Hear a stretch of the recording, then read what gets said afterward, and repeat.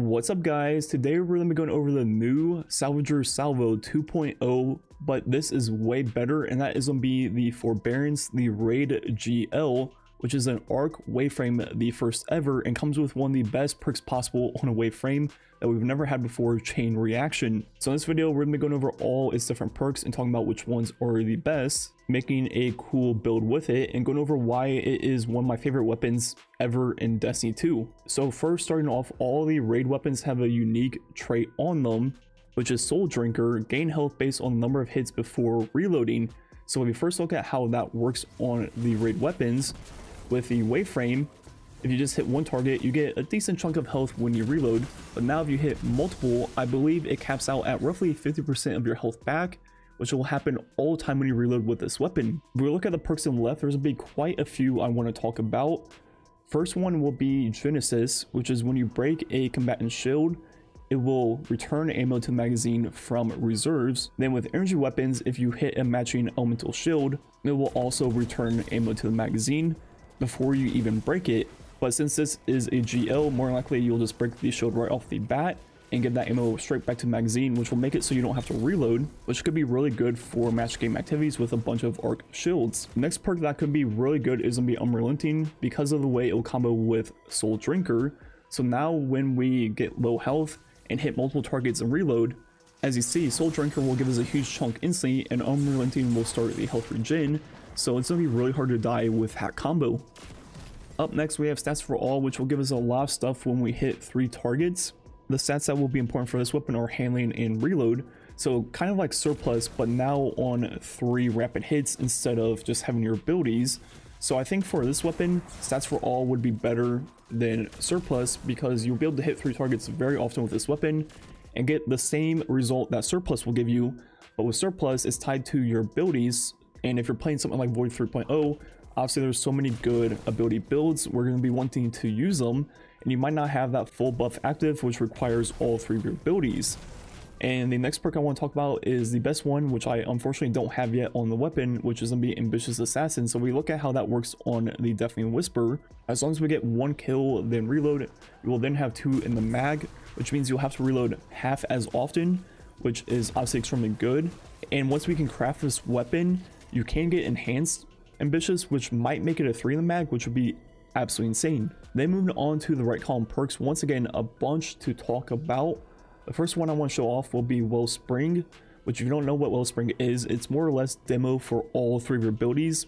And if you're only missing 1, you'll get a huge chunk of it, but if you're missing 2 or 3, it'll spread between them, and it should be evenly, but also based off your armor stats. So if you have like 100 discipline and only 50 recovery, you'll get more grenade than your rift, but it will spread between them. So if you're just doing a single ability build, it's gonna be more or less demo for whatever ability you want. If you're missing multiple, you'll get chunks of all of them. So this perk will be extremely good for just ability builds in general, and it doesn't really matter which ability you're using. The next perk in the right will be Turnabout. Breaking a combatant shield will give you an over shield. So this could pair extremely well with Genesis on the weapon for those harder activities with match game and a bunch of arc shields, because now when you break the shield, you will also get an over shield for 10 seconds, and combo that with Genesis, you're going to be doing that all the time and never have to reload. This weapon also has multiple damage perks, one being Rampage, another being One for All, and also Golden Tricorn, along with Bait and Switch. I think the best damage perk will be One for All on this weapon, because you'll be able to hit 3 targets very easily with it, then have the full 35% buff for 10 seconds, compared to Rampage, where if there's a little bit of downtime, you'll lose your stacks and have to do it again. But honestly, both perks are going to be pretty similar. One that could be really good on Arc 3.0 is Golden Tricorn, because you need to be on a matching subclass for that to work, and that should be the highest damage percent, I believe. So that could be something to look out for with Arc 3.0.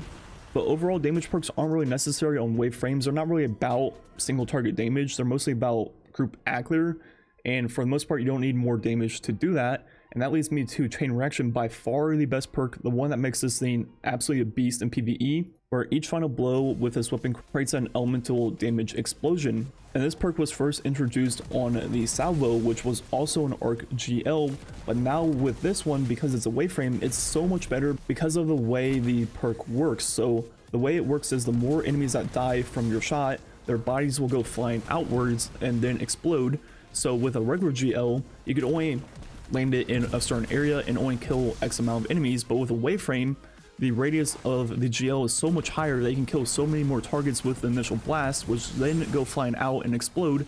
So it just completely optimizes how many enemies you can kill with the weapon at once, which means a bigger explosion and a bigger radius on explosion because of how the enemies go flying to the sides. So yeah, chain reaction is one of the best accurate perks in the game, and now it's on one of the best accurate weapons in the game, a wave frame.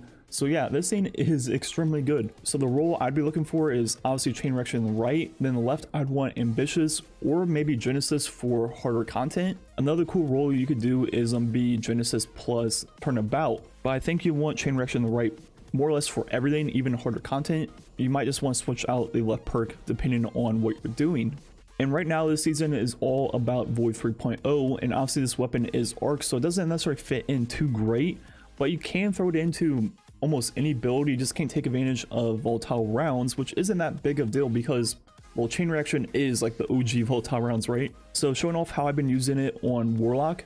So you can use the Controverse hold, which does not require, you know, something like Verities where you need void weapon kills. All you need is to overcharge your grenade, which means we'll be using the Chaos Accelerant aspect to overcharge our Vortex. Then we also have the Feed the Void to proc Devour. Now fragments are the bloom one, the one which will make the Vortex last longer, and finally the Echo of Undermining for the grenade debuff. And looking at our mods, what we could do is the old combo of 1 blast radius along with 4 firepowers. So how that works is we become Charge of Light, getting double kill with blast radius on our GL. Then with that stack of Charge of Light, when we throw a grenade, we'll get roughly like 60% of a grenade back instantly. Combo that with the Controverse hold. As long as we hit like 1 or 2 enemies, we'll have our next grenade. So this is by far like the most consistent infinite grenade combo. You literally just have to get a double kill with your GL, throw a grenade. As long as it hits 1, then you have your next grenade. Another combo you could do is 1 Bountiful Wells with 3 stacks of Elemental Ordnance. And now because we don't need all solar armor, we can use grenade kickstart again to get a chunk back when we throw it. And now with this combo, it'll be more or less the same name, but not require the double kill with the GL first. And this one will create 4 void elemental wells every single time we throw our grenade, which will not only help us get our grenade back, but also help all of our teammates proc all their void elemental well stuff. So this might be better for team play and have the same result as the firepower combo. So overall, this GL is absolutely insane. It is one of my favorite weapons of all time, if not my favorite. I love both chain reaction and wave frames, and they finally comboed them together, and it is, yeah, it's pretty good. It's everything you would imagine it to be and more. I was using this in the raid, and for the relic encounter, I would be soloing my side of ads before the rest of my entire team could do the other side of the room. If you've ever played the encounter, you know how you like kind of go to your side and group up back in middle. I'd be going so fast that not only would I beat them to the middle, I'd actually start clearing their side from the top down and meet them in the middle of their side using this weapon. It really is that good and that strong and 100% worth grinding out. Right now this weapon is already extremely strong, but in Arc 3.0 it could be like the meta pick depending on how that works. And yeah, I think that's gonna be it for the commentary, maybe just a little bit of gameplay left. Let me know what you think about this weapon. Like usual, thanks for watching. Catch us next time.